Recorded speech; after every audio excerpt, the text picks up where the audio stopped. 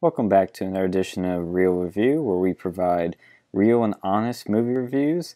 And this week we are going to review the 14-year anticipated Incredibles 2. This is, of course, a sequel to the original Pixar's The Incredibles, which is not only one of my favorite superhero movies, but one of my favorite animated movies, but also one of my favorite movies of all time. It is a true classic, amazing movie. I love the original Incredibles. It was a movie I saw when I was very young, and I saw a lot of times, like millions of times. I remember it very well. I remember lots of dialogue very well. And I actually recently just watched it through my 20-year-old eyes a few days before I saw Incredibles 2, and I fell in love with it all over again. I mean, I haven't seen that movie in years, and it still holds up. It's still beautifully animated, very well written dialogue, well paced, amazing characters, great story, great humor. Everything's just spot on. The music is amazing. It's got a great theme, incredible theme that here in the end credits is awesome. And that was my expectations, of course, going into this new one, is that it is going to live up to the original.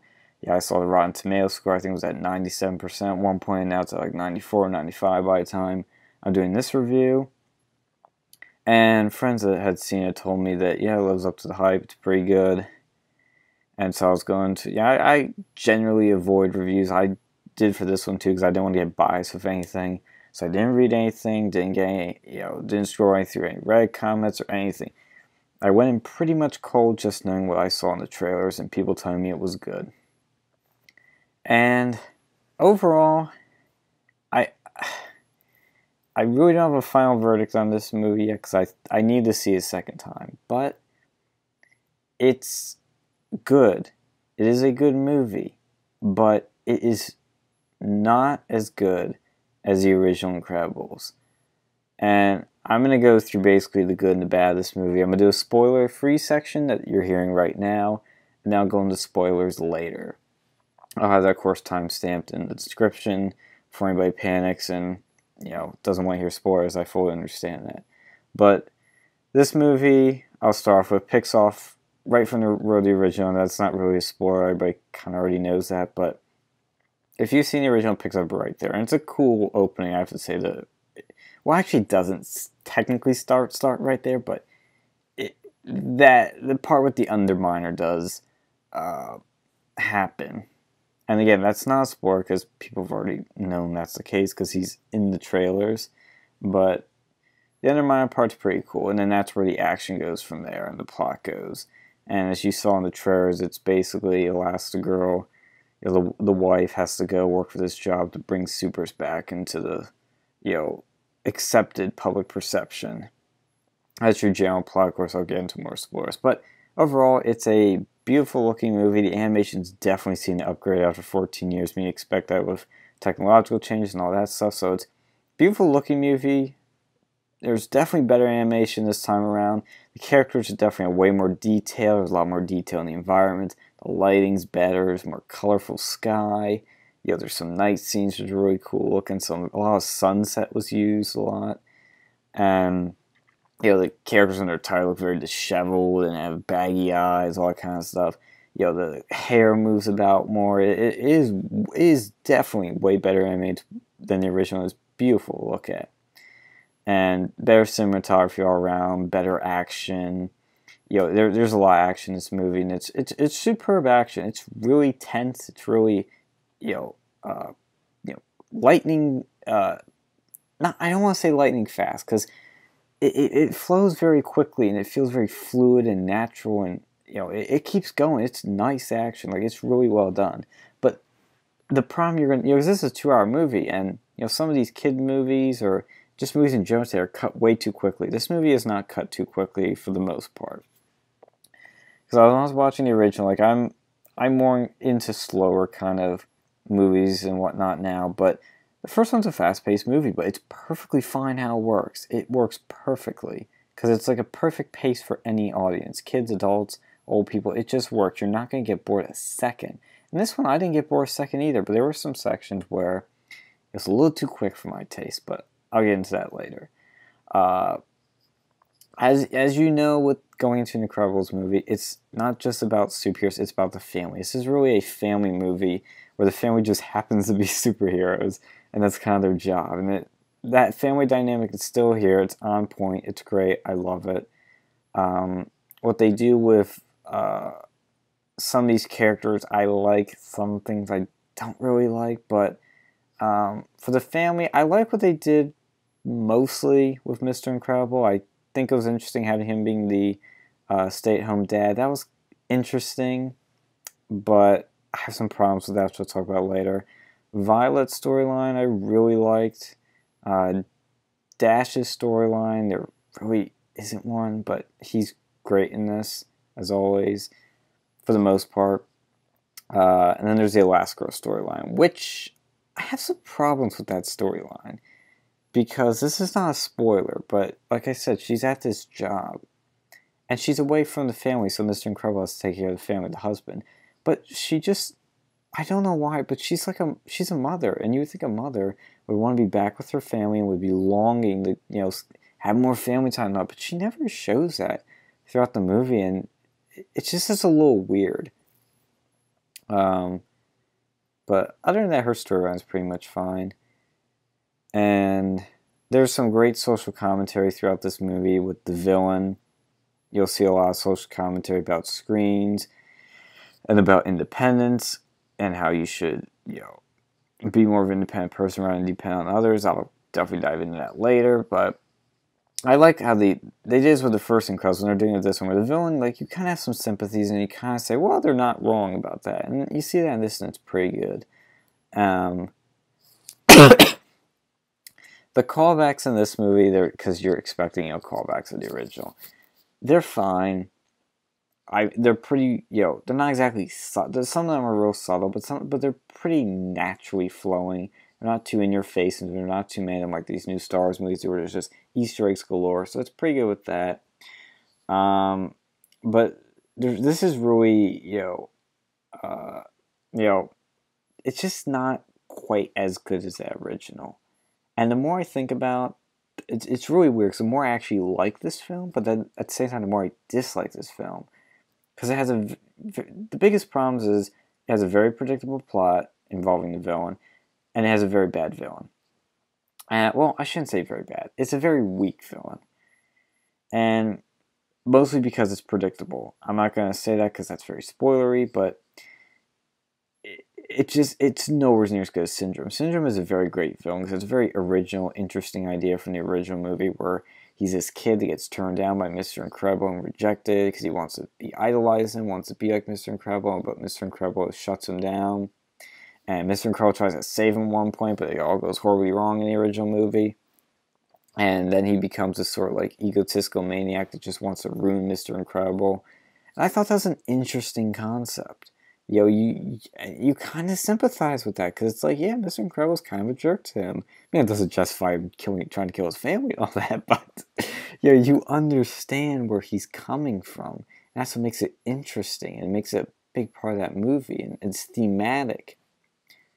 But this movie, just the villain is nowhere near that level. And I know it's hard to get to that level, but they could have done better. They could have. I'll explain that later. But again, it's not as not as well written. It's not as well constructed in terms of characterization. It's not as funny as the first one. It's not as clever. Because the first one has a lot of these little clever scenes that are just awesome. I mean, that's what makes that movie so lovable. Like the scene with the car where he he has Mr. Incredible's this big guy in a small car, and he when he gets out of it, he almost trips on the skateboard, but he squeezes the door and crushes the door. Then he slams the door out of anger and breaks the glass. And then there's that kid watching, as he picks up the car in anger, and there's a little kid watching, and his bubble pops. You all know the scene I'm talking about, but it's just these little clever little things that, with the capes, how superheroes shouldn't have capes, because it's just an annoying thing that would inevitably get you in your way or get you killed or hurt. It's just sort of this mocking of superheroes and all. There's all those little clever things in it, and that's not really in this movie. There's just not a lot there is some cleverness in terms of, in the end, where there's this big battle and they're using their superpowers and a bunch of other superpowers, and it's, clever how they do certain things. But that's really it. Like, it just didn't stick out to me as that clever things. And there's a scene with Jack Jack that's really clever. I mean, this is really the Jack Jack movie. Yeah, I mean, you want to talk about a lot of Jack Jack. If you didn't think you got enough in the first one, there's so much Jack Jack in this one.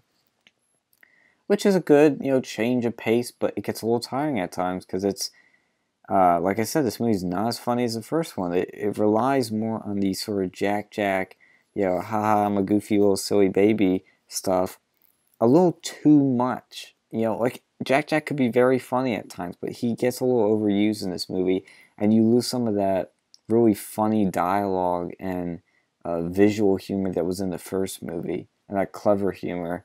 It's a little lost in this one, and the music's not as good. Michael Giacchino came back to do the score like he did for the first one. The score for the first movie is great. There's a lot of great tracks there with memorable tunes, and the main theme of The Incredibles is a great, punchy, dynamic, jazzy theme.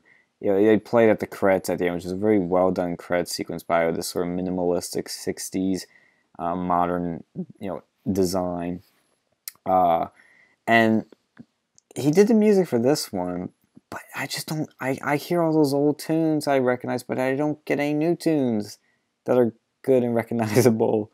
And the music's there, which is good, but it's the same style, that sort of that jazzy sort of like 30s, 60s sort of jazzy sound, which I love that they kept that style, but it's just not as good. That I need to see is again to really have a final verdict on that, because sometimes the music sort of seeps into me later, and I realize, it's actually pretty good. So I'm gonna have to hold back on that as being my final opinion, but I will say, just as a first impression, that's what I got. And I'm glad, speaking of the credits, I'm so happy that the credits were the same style as the first one. A little different, a little more detailed, but it was basically that sort of same minimalistic, modern, simplistic style that the first one had, which is really cool and fit the theme of it. And they used the same song. It was a little different version. Not as good of a version, I think. It was a little less punchy, a little more softer version of The Incredibles scene, but it was still really cool. I love that they kept that. I was smiling during that. But overall, the movie, it's good. Not as good as the original. You're going to have a fun time. No alcohol required, as one YouTuber would say, Jeremy Johns would say. It is a good movie, but it's a little disappointing. And I hate to say that, because I really want to love this movie. Because I love the first movie. I want to love this movie. I want this movie to be even better. I want this movie to be awesome. And I know it's probably not going to be better, and that's fine. But it's missing some stuff that the original just had that magic that it created. I know this, lightning striking twice is really hard, but it just missed in some ways, which is a little disappointing. But I would have to give it a second viewing to really give my true opinion. Because right now I walked out of this movie, I wanted to see it again. I really did. But I want to see that original movie again, because I love that original. So it's an interesting feeling. But that's a non-spoiler section. I'm going to move on to spoilers now and delve into a lot of this nitty-gritty stuff. So, spoiler alert, spoiler alert, spoiler alert. We're going into spoilers now. So, first I want to talk about, in terms of spoilers, is, like I said, the family dynamic is very good in this movie. It's on point. Like, there's that dinner scene in the beginning where we're in the motel, and, Dash has to, wash his hands, and Violet goes, did you wash your hands? And he runs back with soap, and he runs back, does it again. And it says, and dry them, and he shakes his hand at the table. That stuff's funny. I love that when they use their powers and jokes and stuff. It's really cool. Because, if you don't know, Dash is one that runs really fast. And it gives that sort of, Jack, getting them confused. Dash is the immature, sort of younger kid, and Violet's the, mature, groggy, depressed sort of teenager, sort of angsty, and so that's always cool to see. And they do there's a lot of that family dynamic, which is great. But, like I said, some of the jokes just don't land. Like, the Jack Jack scene, like I said, this is a Jack Jack movie. There's a Jack Jack scene where he's fighting this raccoon, he's using all his powers. That was pretty cool. I like that scene. It was pretty funny. but there's all this sort of like humor with just, oh, he does crazy powers and silly things that got a little old. But speaking of Violet, I want to keep on her. There's this sort of dilemma that comes in. It starts in the first scene of the movie where her, not her boyfriend, but like her love interest, that he asked, at the end of the first movie when they're at the track meet, he asked her out on a date and she was always shy and didn't talk to him, but this time she had gained her confidence at the end of the movie and said, yeah, let's go on a date, and actually turned out to be the more confident one in that conversation. And in the second movie, he sees her start fighting the Underminer, which was again at the end of the first movie and kicks off this movie, and so they have to wipe his memory. And it's that lawyer guy that was with Mr. Incredible in the first movie that helped him get out of the situation where he throws his boss through the walls. And so that guy comes back in, which was cool. How they bring old characters back is really cool in this movie, I have to say. So I'll give them props for that. But you see her go through this dilemma in the movie because she now goes and talks back with, because she tries to go on a date with the boyfriend. Potential boyfriend, I keep calling him the boyfriend. His name's Tony. She tries to go on a date with Tony, but she comes back all angry. And she goes through this dilemma because he forgets who she is, because the memory wiping process is messy, as the guy describes, and it turns out it wipes just Violet completely from Tony's memory. So that was a good idea, showing how their superhero part of their life affects their normal life. How, you don't have a normal life because it's like, this guy you had a crush on that you really liked, you can't get him now because he forgets about you. He's totally forgotten about you. And it's because he saw you without your mask on. That's why I kind of mentioned there was that during the Underminer thing, he sees her without her mask on. That's why they have to wipe the memory. And so it shows you how, like, her, she goes through this dilemma. Because, it's a very teenager thing. Like, oh, the guy doesn't like me, blah, blah, blah.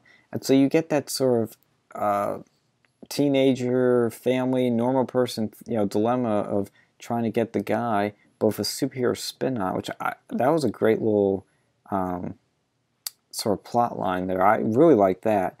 And then, of course, that comes to a close where at the end, there's this sort of really nice little touching scene where, because her dad's trying to fix this because he feels bad about it, and so he brings Violet to the restaurant where Tony works at, tries to reintroduce her, but goes horribly wrong. She feels embarrassed, and later she goes up to her dad and talks to him and realizes he was trying.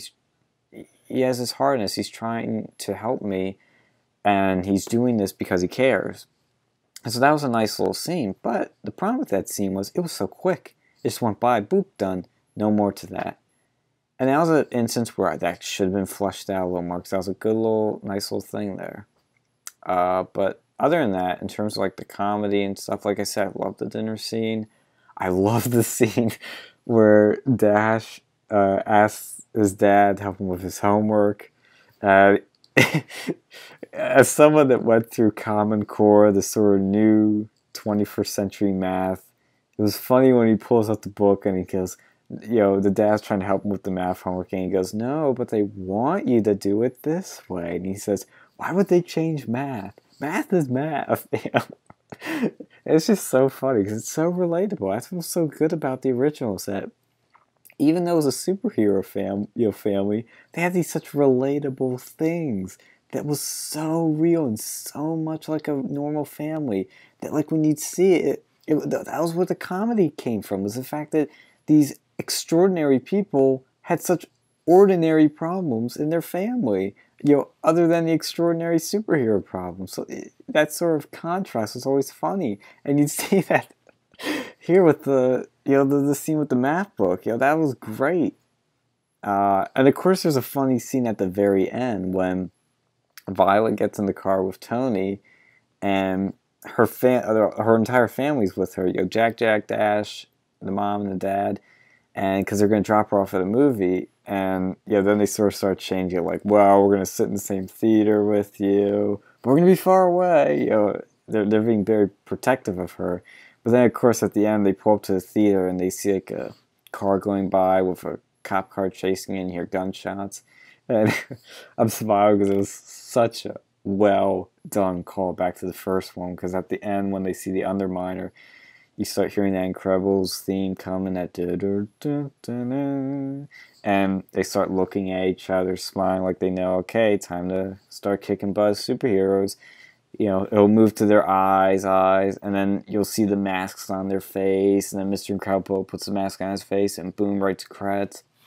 This time they took that, and you see them look at each other, look at each other, look at each other, but they don't have their masks on yet.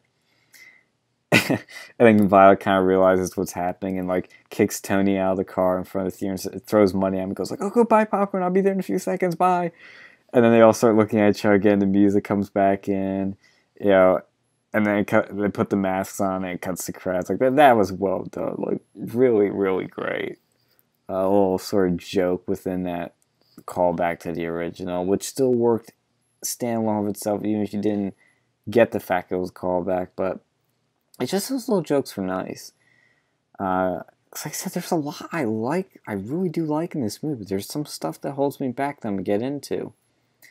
There was a very subtle joke that nobody in my theater seemed to get. It like went over everybody's head, but when the Bob Odenkirk character who wants to bring superheroes back into the public eye in a positive light, he says multiple times, "Let's make superheroes legal again." And it's an obvious little Trump joke at Make America Great Again. I was shocked nobody picked up on that, and it was funny. You know, it wasn't taking a side in politics, it was just being funny. You know, and I really liked that. Now, I'll mention a few more callbacks, like there's the Incredimobile or Incredibile, whatever the heck you're going to call it. That was a pretty cool little thing they included. It was a little, you know, it was important near the end of the movie, which I liked, that it wasn't just sort of shoehorned in there, but it was a car that Mr. Incredible drives at the beginning of the first movie. That becomes important later. And then, of course, they made a nice little callback to the "Where's my super suit" scene from the first movie that everybody loved. Where he's, you know, Mr. Incredible calls Frozone to get him to come home, to his home to watch the Jack, and he tells him to get his suit. And, you know, he tells his wife, Frozone tells his wife, "I'll be back ASAP." And she says, "You better be back ASAP," or something like that, wherever it was. It was just a funny little scene. So it was a nice little callback that was funny and worked. Now, this movie also had like the first one did, it has great social commentary. You think a lot of these films are going to be very PC, very sort of, you know, nicey to kids and give a little idealistic view of the world, but that's what I love about the first one, and what's great in this second one is that it has some really great commentary that's not PC. Like the first movie, there's a bunch of anti-PC little jabs. Like when Dash is in the car with his mom, and his mom says everybody's special in some way, and Dash says to her, "Well, then that means nobody's special." And you see that come up again where Syndrome says he's going to make everybody super. Everybody's going to be a superhero, because then nobody will be super. I mean, that's a eye-opening theme for like a young kid that's watching this movie. Maybe some adults too that haven't taken the red pill. That you can't just keep calling everybody special, because you take away the value of being special. Because if everybody's special, nobody's special. You know, it's simple as that. And there's also like a little, you know, I'm trying to think of the other jabs in the first movie. There was just some like, yeah, there's little jabs like the corporate world and how it's all, you know, a lot of these people really don't care about, you know, people. They care about money, which turned out to be a very true thing. You know, it's not really a liberal thing. It's just kind of a realistic thing. You know, it talks about politicians and bureaucracies a bit. Like, there's a lot of little stuff in that first movie that's just great commentary. And this one has it too, but it has also new commentary. Like the villain, which I'm going to dig into big time here, because that's the biggest problem with this movie. The main villain is the Screen Slayer. And he's this guy that basically hacks into all the screens of the world and hypnotizes everyone. And that was an interesting idea. I really liked it. It was very relevant for our time, as we're addicted to computers and iPads and iPhones. We're always looking at these screens all the time. And showing how your sort of system can be used against us. This sort of idea that become attached to these things, and they're everywhere. And he gives this little monologue as Elastigirl's chasing after him that's really good. And it also relates kind of to this other theme talking about perception, how everything's a perception. Like that was the whole basically springboard of this movie, is that people have the wrong perception of supers. They think they're bad, they cause trouble, and they destroy things. And the Bob Odenkirk character wants to change that perception, and that kind of has to do with like the media, how they perceive things, how news perceives things, how all these things have a perception of something, and we all get that perception through screens, which is kind of an interesting little connection. And the villain also talks about, well, this is the very, very spoilery part of the spoiler section. The villain, again, this movie, I don't know if I mentioned the spoiler-free section, but this is a very predictable plot here. And the villain, you see as the screen slayer has a mask on, and you go, okay, this sums up here. Because you know something's already up when the Bob Odenkirk character gets introduced, and the Incredibles are getting offered this great thing, like, oh, we're going to make supers legal again, or here's a free house you guys get to stay. We're going to put all these cameras on you so we can watch, what you're doing, and then that gets broadcasted so people see what you're really doing. It's going to be great, blah, blah, blah. You know something's up right from the get-go of this. And part of that's because the baggage of Bob Odenkirk as an actor carries by playing Saul Goodman from Breaking Bad, who's kind of like this, salesman kind of lawyer who always talks the talk, walks the walk, but will like screw you somehow. So you know something's up. You know there's something up here. I predicted from the very beginning, like once the Screen Slayer was introduced, I'm like, oh, it's probably, all these sort of antics are being set up to make supers look good. It's all a stage sort of false flag thing. It's like Alex Jones territory. It's a false flag. They're setting up all these incidents to make supers look good. And I basically predict it. I mean, there is a bit of a twist, but it doesn't like shock me or go, whoa, I didn't see that coming, because I basically predicted that something's up here, something's wrong. It has to do with Bob Odenkirk or his sidekick. There's like this girl that's like works for him. I think it's his sister. I don't even remember. But I'm already detecting, okay, something's up between these two. I don't know who it is or both of them, but they have something to do with the Screen Slayer guy. They're actually the Screen Slayer guy.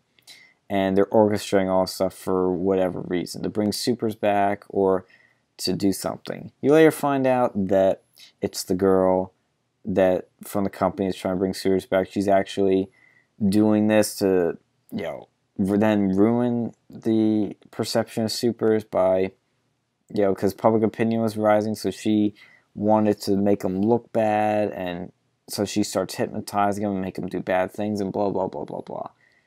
And again, I kind of saw that coming. It's very predictable. And, once the twist happens, it doesn't shock you at all.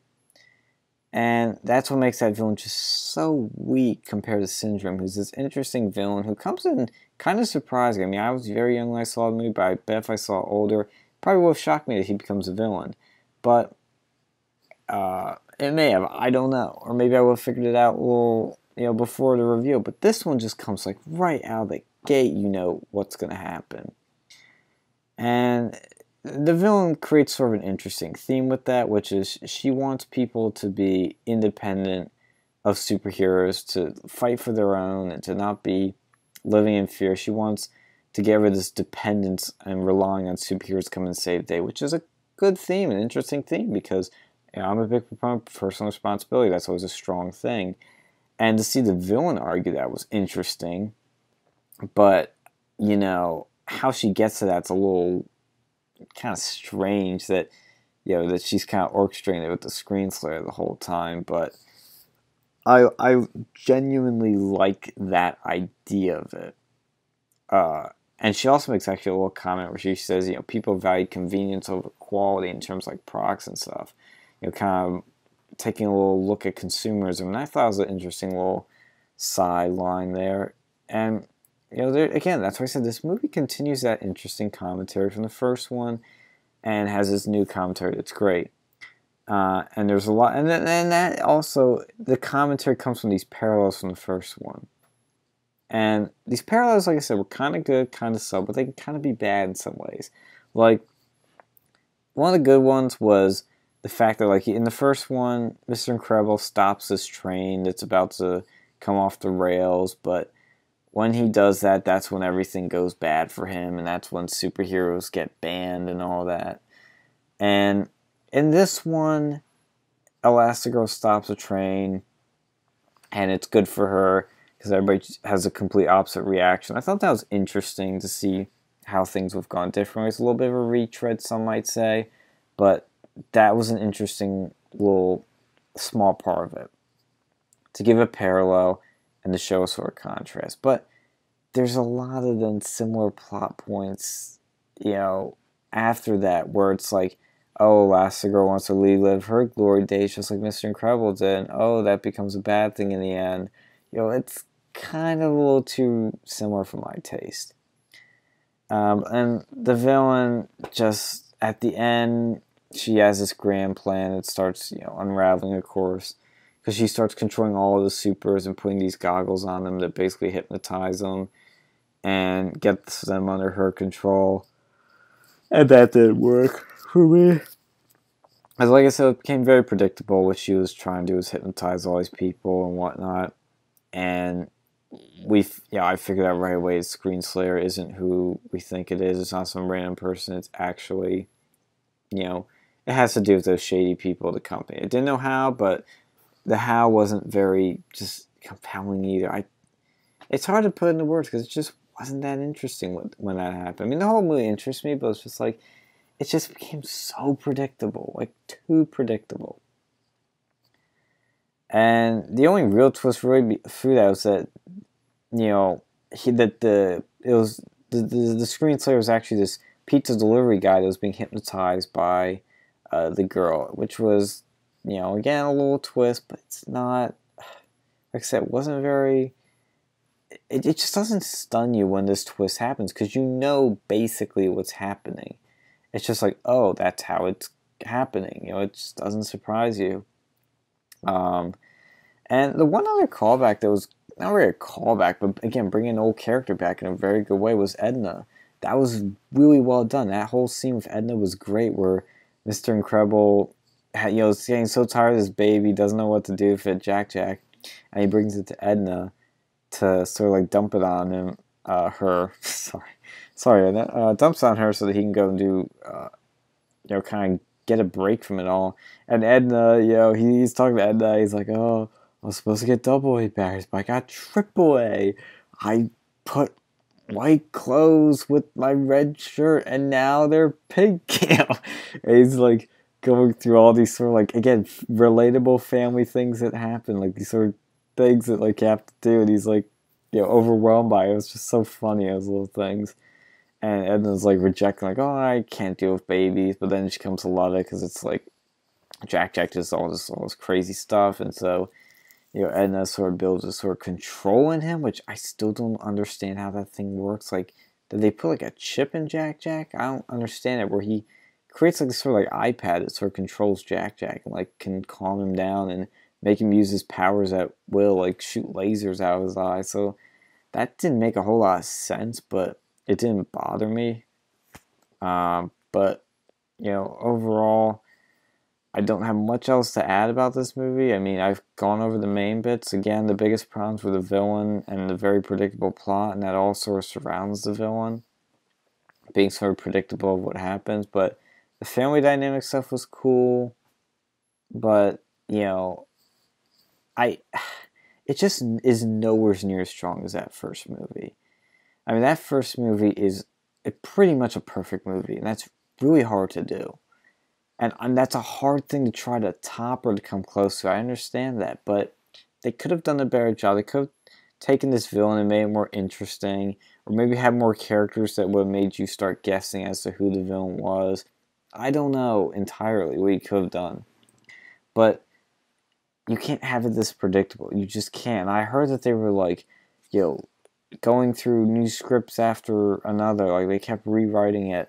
and that this movie was technically supposed to come out next year, but Toy Story 4 is coming out next year instead of this year when it was originally going to come out, and they sort of flipped those release dates, which I think hurt this film.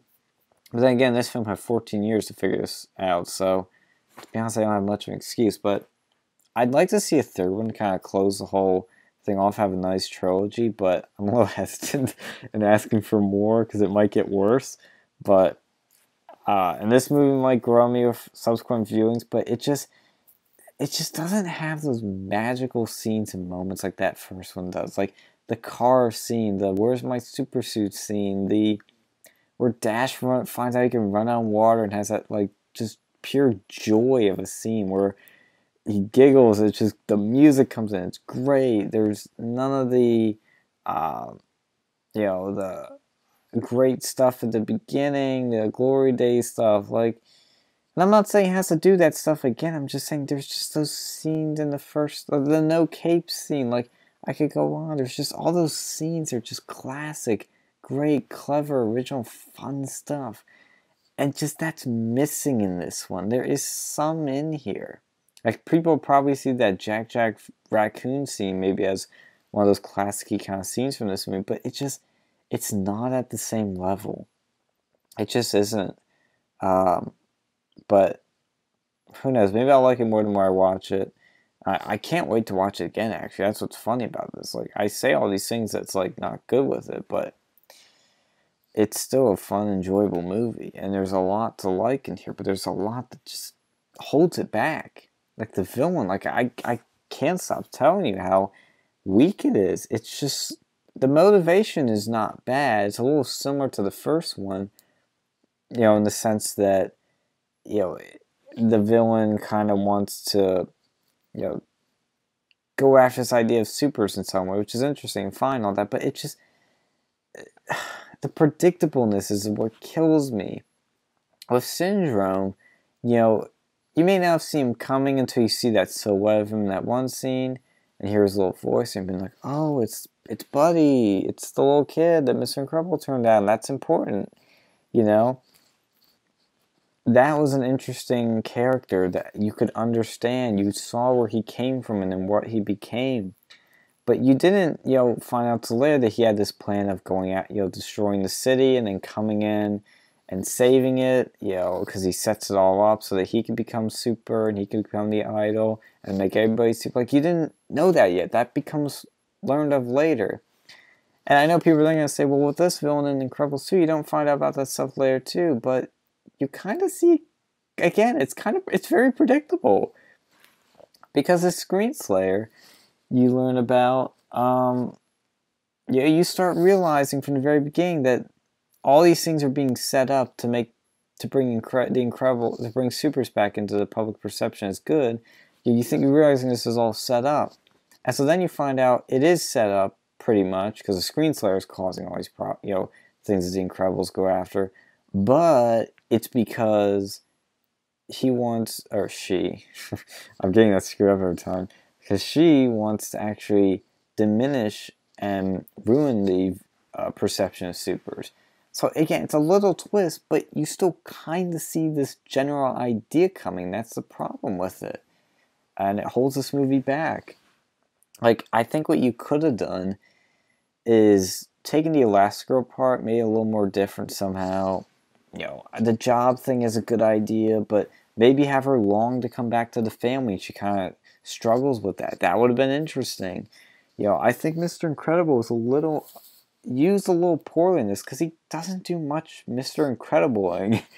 He's just a dad, which is fine and interesting, but he kind of just sort of stays that way. Like, I wish at the end he would have, well, not just him, but the whole theme of the first movie is that Mr. Incredible is just thinking about his glory. He wants to return to his glory days when he was a superhero. He wants to relive that, and he wants to do all this stuff on his own, and he really doesn't care enough about his family, but by the end of it, he realizes that they're best as a team, they're best as a family, they fight together, best as a family, and they get, that's how they win in the end, and he learns to love his family more and to care for them more and spend more time with them. That's a great theme.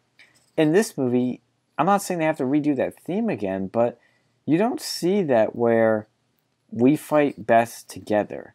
Because Elastigirl goes off on her own, is kicking butt, and she keeps nagging, to Mr. Incredible that she does everything better than him. And it could be a fun little banter, but that becomes a thing of the movie where she does everything better than him, and she's always successful pretty much, except when she gets caught in the end by the villain. But it contradicts the ideas of the previous movie of that that the Incredibles are best fighting as a family. Now, of course, I know people are going to say, they're going to be like, oh, but at the end, they all fought together to stop that ship from crashing into the city. Again, what's with the vehicles crashing? This is getting a little old at this point. Oh, there's a plane that's crashing now. There's a train crashing. Oh, now there's a boat crashing. That gets a little old too. But they don't really fight together to stop the villain like they did in the first one. I'm not saying they have to completely do that the same way, but you need to keep that theme consistent. In this, Elastigirl fights the villain alone and just shoots her out of a plane pretty much. Like, there's no real fight there. And it really wasn't with Syndrome either, but, that's okay. I guess it works in the first one, could work here. But she does it all on her own.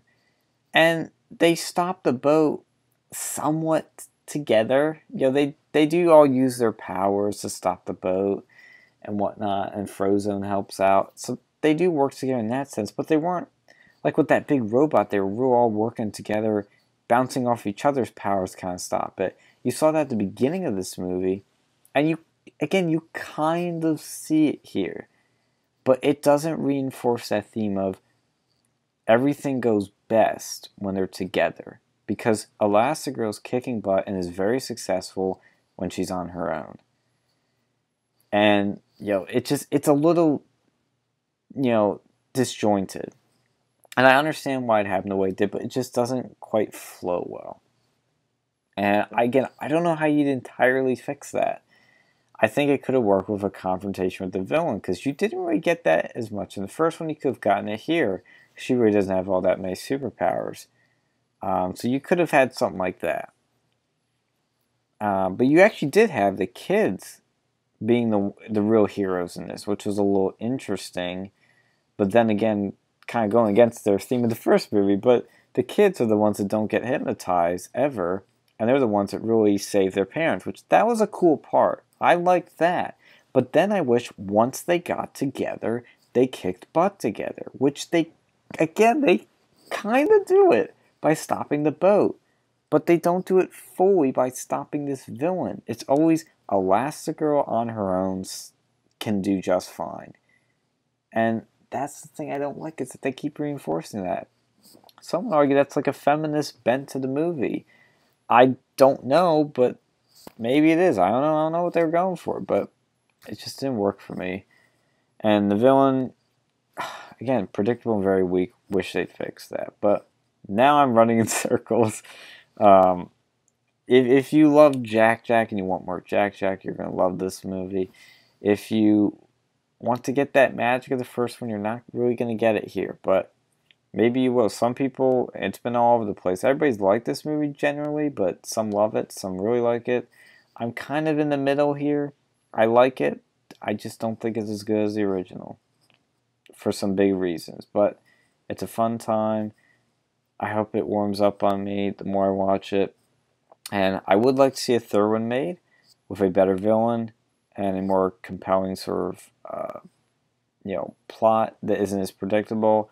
And I love it, because I love, like I said, I have to reinforce this one last time.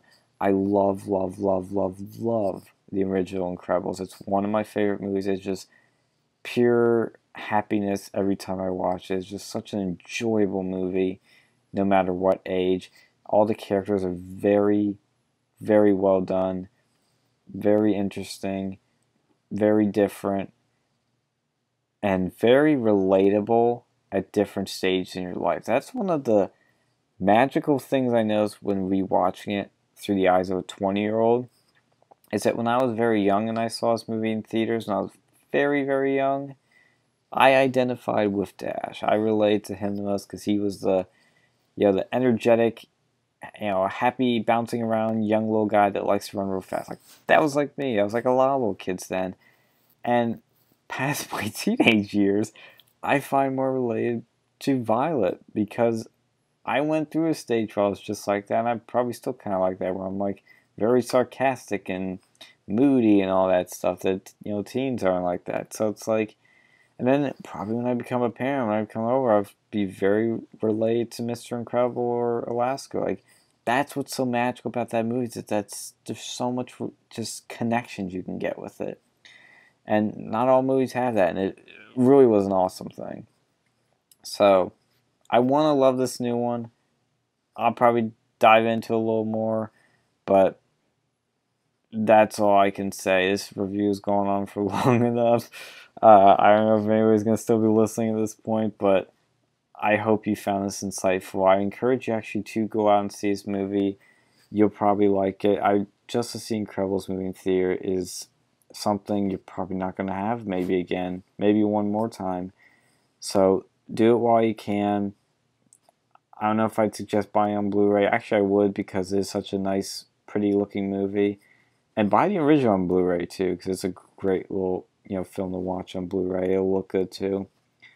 This has been a real review of this time The Incredibles 2. We'll see you in the next review.